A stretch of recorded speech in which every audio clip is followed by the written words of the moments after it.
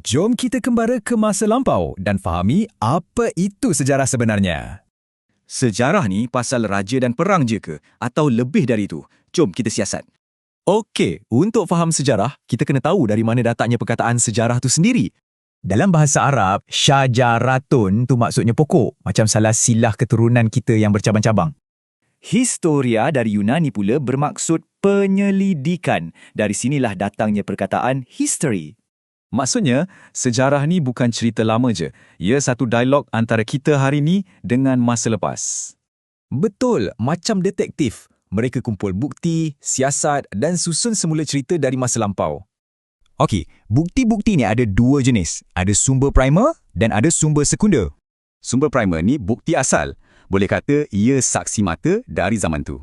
Sumber sekunder pula, ia adalah ulasan atau kajian tentang sumber primer tadi. Jadi, untuk kaji semua sumber ni, ahli sejarah guna 3 kaedah utama. Jom kita tengok. Pertama, kaedah bertulis. Ini untuk kaji apa-apa saja yang tertulis, macam manuskrip atau diari. Kedua, kaedah lisan. Yang ni pula melalui temu bual dengan orang yang ada masa peristiwa tu. Dan yang ketiga, arkeologi. Ini kerja gali cari bukti fizikal macam artifak dan fosil. Tapi kan, kalau bukti sama, adakah ceritanya pun akan sama? Tak semestinya. Inilah yang kita panggil tafsiran sejarah. Fakta sama, tapi cara orang terangkan tu mungkin berbeza. Kenapa boleh beza? Sebab ideologi, tujuan atau sumber yang dipilih pun tak sama. Sebab itulah, sejarah ajar kita berfikir, kena pandai nilai bukti dan faham pelbagai pandangan. Okey, jadi kenapa semua ni penting untuk kita? Apa kaitannya dengan hidup kita? Pertama, ia bantu kita kenal asal-usul kita. Dari situ kita faham siapa diri kita.